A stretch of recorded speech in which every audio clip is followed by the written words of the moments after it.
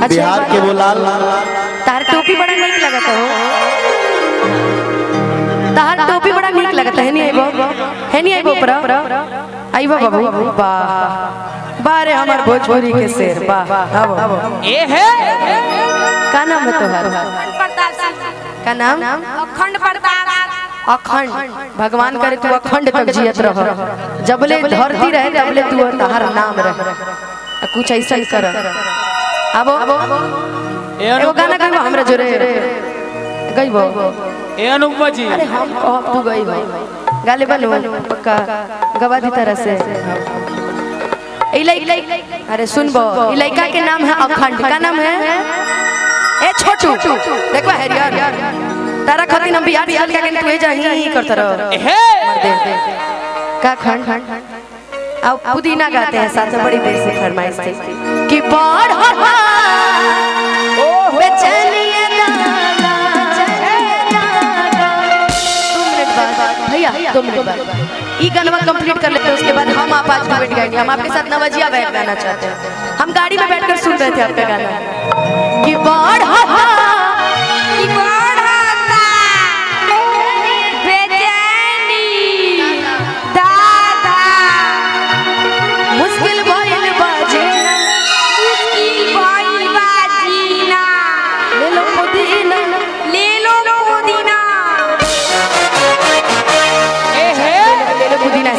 कि ले लो पुदीना, ले लो पुदीना। ओहो जोरदार ताली भैया। अखंड बाल चला गया क्या? ओहो तो हम ऐसे क्या? ठीक है जी ठीक है। मोटू और पतलू की जोड़ी हमरा खातिर बा लाओ कहा है रुकवा ना मर दे तू तब महाकाल फरुआही डांस। अरे वाह फरुआही डांस करते हो यानी आओ ए भैया एकरा से नहीं मिलना ता टोपिया हमरा लगा था देबो। ए पकड़ भाई कहां गेले सब भाग गेले सब छोड़ के। अरे ए हे तार ई ठीक है जी ई ज्यादा अच्छा है ना ई ज्यादा 1 नंबर ले लियो फरवाई डांस आवेला। तू चला हो नहीं चला तू नहीं बैठ जा। अब हम गाई तू बैठ जा। अब हम गाए हमारे भाई सागर फिल्म्स की तरफ से बहुत बहुत प्यारा आशीर्वाद। सागर फिल्म्स के एगो गिफ्ट भी हमरा लगे रखल बा, फोटो बना के देले रही भाई हमर बा। ई हार और पहले बड़ा का कटैया और थोड़ा आप लोग थोड़ा साइड हो जाए, थोड़ा और पीछे हो जाइए आप लोग। फरवाई डांस। अरे आओ ना अखंड ए अखंड काहे चले गए? आओ इधर तुम्हारे लिए हम टोपी लगा के सज सवर के तैयार है और तुम पीछे बैठल हो। इधर आओ मिलके हम लोग गाएंगे और भाई हमारा डांस करेगा। ठीक है शर्मा जी ये रख दे रहे हैं।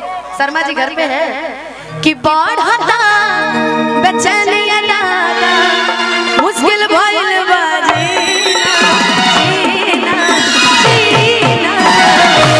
अगर आपका नाम भाई मिथुन कुमार भाई का अगर डांस पसंद आएगा तो आप सभी आज ताली बजाएंगे। ठीक है जी कि ले लो पुदीना ले लो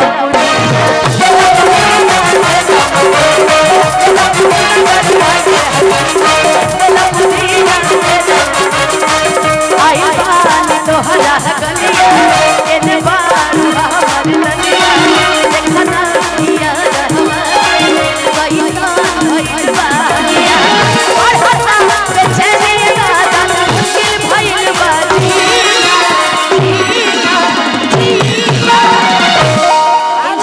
आप बैठ जाइए उनको अकेले डांस करने दीजिए। अभी इनको हम उनका पूरा डांस देखना है का जी है ना।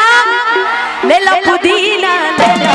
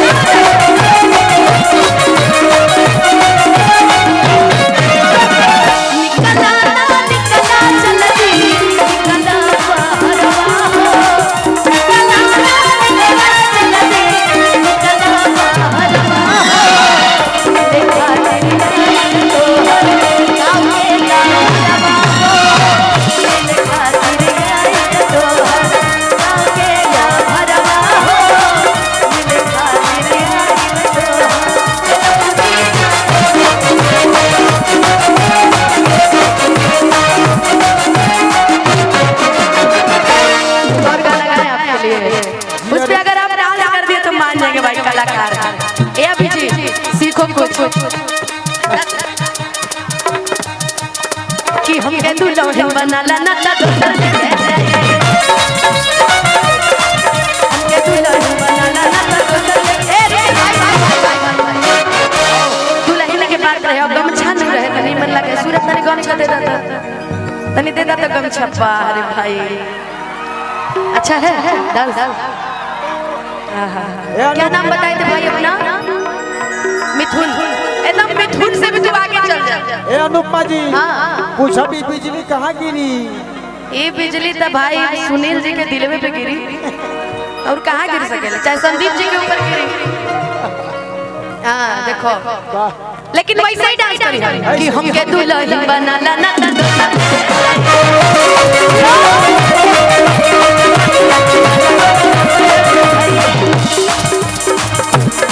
कि हमरा पीछे पड़ल बाड़े हमर चाचा जी के भाई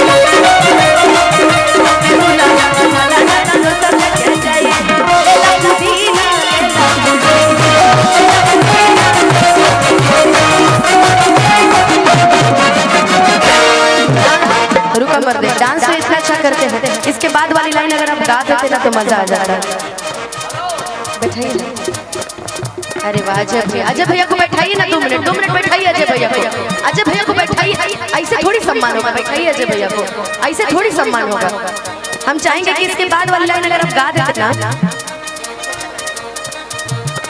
अरे आइल बानी तोहरा गलिया केने बारू हमर ललिया आइल बानी तोहरा गलिया केने बारू हमर ललिया होता बेचैनी दादा मुश्किल भइल बा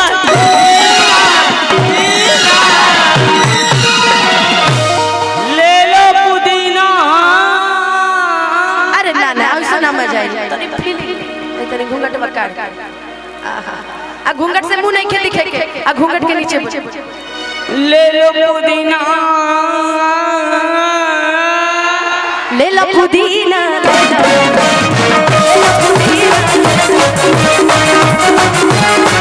सोचा तनी पर हम बाबा हट देख कराई ना सनम से हम